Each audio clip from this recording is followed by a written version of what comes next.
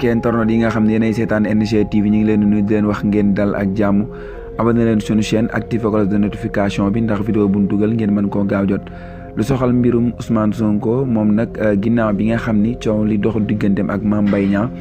ba mu doon wuyu ji fële ca tribunal bu Ndakaaru ba amoon jàppante dox digganteem ak takk der yi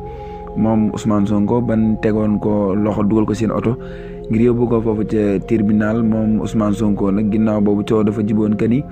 moom dañ koo sotti woon benn produit moom Ousmane Sonko ba waraloon sax mu am ay jafe-jafe ci wàllum wér gi yaramam ban entré woon ko foofu ca suma assistance ki ko moom nag di docteur Babacar Niang moom nag ba léegi nag yéen a ngi dégg coow di jib ndax Ousmane Sonko dañ koo entré woon foofu ca suma assistance que ni moom daal dara dalu koon waaye dañ koo entré woon foofu rek waaye ñoom daal ñi ngi weddi loolu que ni Ousmane Sonko produit bi ñu ko sotti woon loolu moo waral mu am jafe-jafe ci wàllum wér-gu-yaramam waaye comme ni ko maître El Hadji Diouf waxee procès bi moom kenn mënatu koo renvoyer la 30 moom mooy bisu dëgg bi muy coow li nga xam ne dox na digganteem ak Mame Mbaye Niang moom Ousmane Sonko njiital Pastef leneen ci wàllum politique ñi nga xam ne ñoom ñoo di waa APR seen njiit di président Macky Sall ñoom nag gonta na noom ndaje moom njiitum réew mi nag daal dina fay yëkkati ay kàddu comme ni ko ñëpp doon xaar nag comme ni mu ko waxee woon ca média yu bitim réew waaye ni ki tey jii nag waxam ji moom Ousmane moom ki nga xam ne moo di njiitum réew mi di président Macky Sall ñëpp doon koo xaar nag mu wax ci mbirum 3e mandat bi waaye moom daal di wutee àddu moom njiitu réew mi waaye nag daal dinay jël ay responsabilités en tant que président te ni nga xamante ni noonu la réew mi di doxee jamono ji moom njiitum réew mi di président Macky Sall. Amadou Kourankaba di xale bi nga xam ne moom moo ñàkkoon bakkanam ci manifestation yi nga xam ne moo amoon fële ca Bignona muy ginnaaw bi nga xam ne Ousmane Sonko doon na wuy ji coow li nga xam ne moo doxoon digganteem ak Mame Mbaye Niang ba ca suba sa ginnaaw boobu nag ci la am ay manifestation yoo xam ne amoon na fële ca Bignona moom mi mu ñàkkoon ca bakkanam di wuyoo ci turu Mamadou Kourankaba comme ni leen ko waxee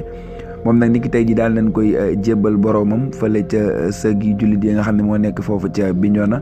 moom nag ay mbokkam li di wéy di sàkku ba jamono ji mooy ay autopsie ndax ñu leeral ak anam yi nga xam ne ci la génne àdduna ñoom seen doom bi nga xam ne ñoom ñi ngi koy réclamer nag ni seen doom bi dañ ko dóor bal mu daal di wuy ji boroomam kon daal na leen di ay leeral ci kan moo def jëf ju ñaaw jooju ñu indi ñu def ay autopsie yu leer daal que ni seen doom jooju ci yan anam la ñàkk bakkanam ñu ñaan yàlla na yàlla xare ko aljana barke weeru koor wi ñu nekk yàlla na yàlla yërëm ko waaye tamit may ay mbokkam xolu muñ leneen ci wàllum xibaar muy Baye Mass moom artiste bi yéen a ngi doon dégg fan yëpp nag ñuy def ay rumeur naan moom Baye Mass dañ koo arrêté mu tombé nag ak mu génne woon benn son boo xam ni daf ci doon wax maanaam tolluwaayu réew mi ak jafe-jafe yi nga xam ne ñi ngi ko nekk di ko dund moom Baye Mass vidéo boobu nag am ay vues lool sur YouTube macha allah waaye tamit prank bi nga xam ni defoon nañ ko ñii di ñoom waa Mahfouz ak équipe bi nga xam ne ñoom la àndal def prank star moom daal vidéo boobu tamit noonu la amee ay vues ginnaaw bi ñu doon tourné vidéo boobu nag moom moo am benn lu ndaw loo xam ni fuite woon na ca ñu di ko partagé fépp naan arrestation ki nga xamante ni moo di Baye Mass waaye moom Baye Mass mi kenn jàpp ko loolu tournage su émission bi nga xam ne doon nañ ko am Mahfouz ak ay gaam doon nañ ko amal muy prank star loolu moo waraloon ñu naan Baye Mass dañ koo jàpp waaye moom Baye Mass mi kenn jàpp ko ba loolu moo waral sax vidéo yooyu bëri ay vues lool sur YouTube leneen ci wàllum xibaar muy match bi nga xam ne doon na dox niki démb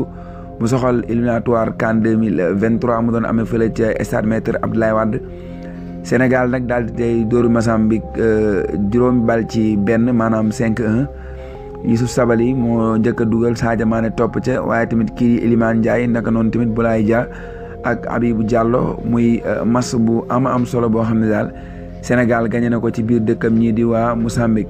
jaa ngeen jëf ci ànd beeg ñun fii ci NG TV Sénégal way leen di abonné wu fii ndax dafa jotee ay xibaar ak ay jàngat di wér ca wóor jaa ngeen jëf